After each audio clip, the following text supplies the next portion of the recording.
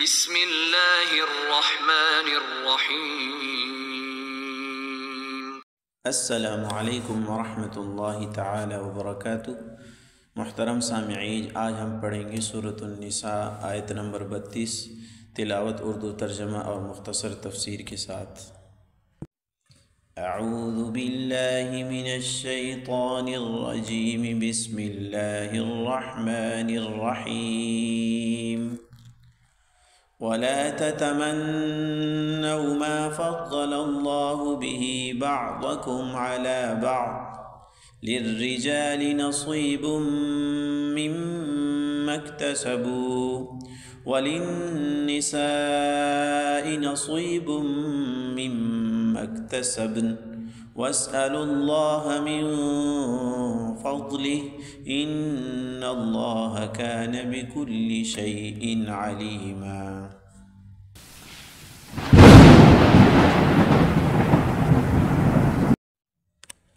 ابھی لفظی ترجمہ سماعت فرما لیں۔ و اور لا تتمنوا، تم تمنا نہ کرو، ما اس چیز کی فضل کہ فضیلت دی ہے اللہ تعالیٰ نے بھی اس کی وجہ سے، با وجہ سے، ہی اس کی وجہ سے، بعضکم تم میں سے بعض کو، علی پر، بعضن بعض، علی بعضن بعض پر، للرجال لام کے لیے، الرجال مردوں کے لیے، نصیب حصہ ہے،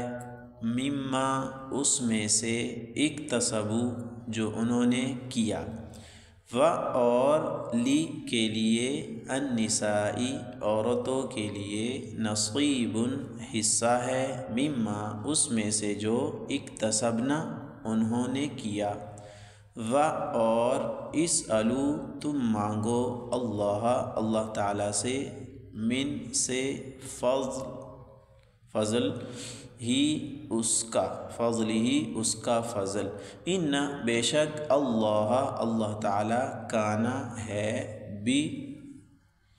ساتھ، کلی ہر، شیئن چیز، علیمہ جاننے والا۔ بامحاورہ ترجمہ کچھ یوں ہوگا، اور جن چیزوں میں ہم نے تم کو ایک دوسرے پر فوقیت دی ہے ان کی تمنا نہ کرو، مرد جو کچھ کمائی کریں گے ان کو اس میں سے حصہ ملے گا، اور عورتیں جو کچھ کمائی کریں گی ان کو اس میں سے حصہ ملے گا، اور اللہ سے اس کا فضل مانگا کرو، بے شک اللہ ہر چیز کو خوب جاننے والا ہے۔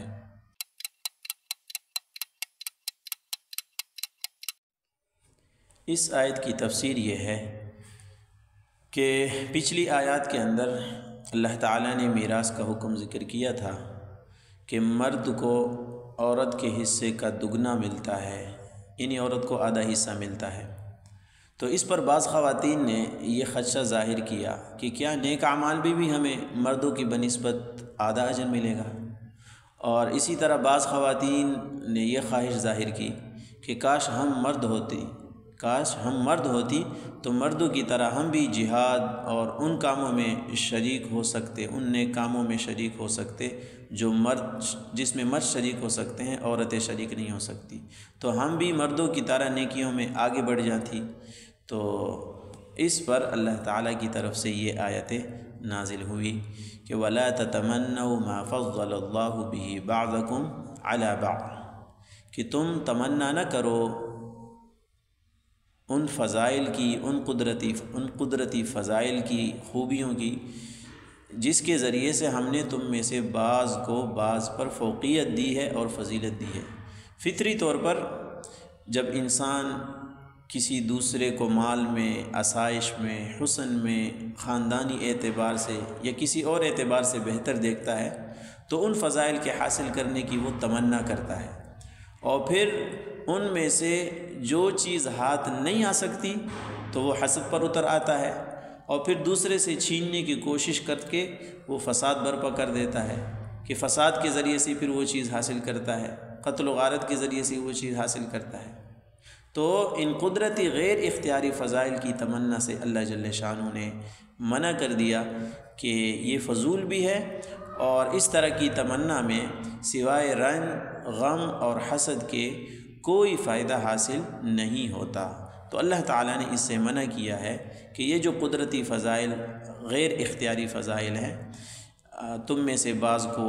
جو یہ فضائل ملے ہیں تو ان فضائل کی تمنا یہ فضول ہے، اس طرح کی تمنا وہ نہ کیا کرو۔ آگے اللہ جل شانہ نے ارشاد فرمایا للرجال نصیب مما اکتسبوا وللنساء نصیب مما اکتسبن، کہ مردوں کے لیے ان کے کاموں کا پورا حصہ ملے گا اور عورتوں کو ان کے اپنے کیے کا پورا حصہ ملے گا۔ یہاں سے اللہ تعالیٰ کسبی فضائل کی ترغیب دے رہے ہیں کہ جو کسبی فضائل ہے، نیک اعمال کی کثرت ہے، نیک اعمال کے اندر بہتری پیدا کرنا ہے، تو اس کے ذریعے سے مرد بھی آگے بڑھ سکتے ہیں اور اسی طرح خواتین بھی آگے بڑھ سکتی ہے، اور یہ کسبی فضائل ان کو حاصل کر لینی چاہیے۔ تو اس سے یہ بھی معلوم ہوا کہ تقدیر کا سہارا لے کر نیک اعمال کے اندر کوتاہی نہیں کرنی چاہیے، بلکہ جتنی ہو سکے وسعت بھر نیکی کے کام میں آگے بڑھنا چاہیے اور نتیجہ اللہ جل شانہ کے حوالے کرنا چاہیے۔ تو اس آیت کے اندر اللہ تعالیٰ نے اعتدال کا راستہ بتا دیا ہے کہ جو غیر اختیاری فضائل ہے، کام ہے،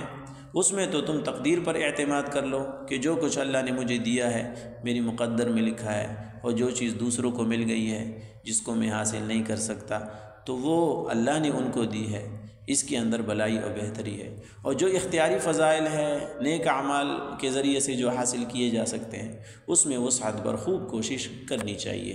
اس کے بعد آخر میں فرمایا وَاسْأَلُوا اللَّهَ مِن فَضْلِهِ، کہ تم اللہ تعالیٰ سے اس کا فضل مانگو، کہ فضل خداوندی ہی ایسی چیز ہے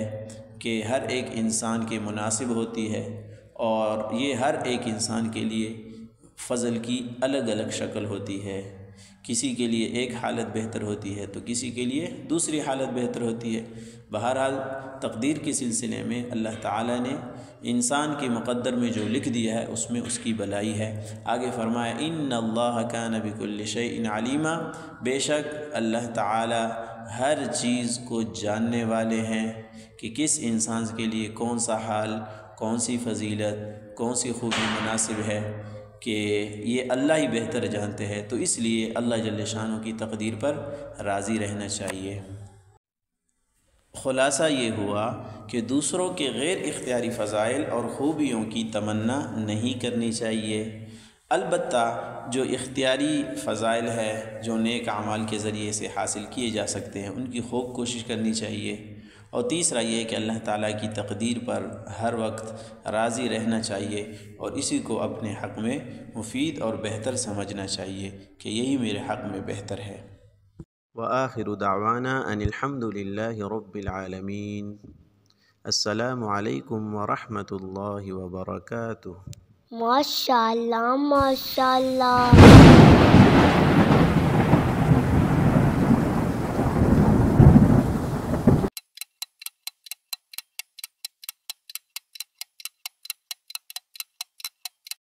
مصطفى مصطفى منبع للصفا، سيد الأنبياء مشعل في الوفا، كان في عطفه لليتامى دفاع۔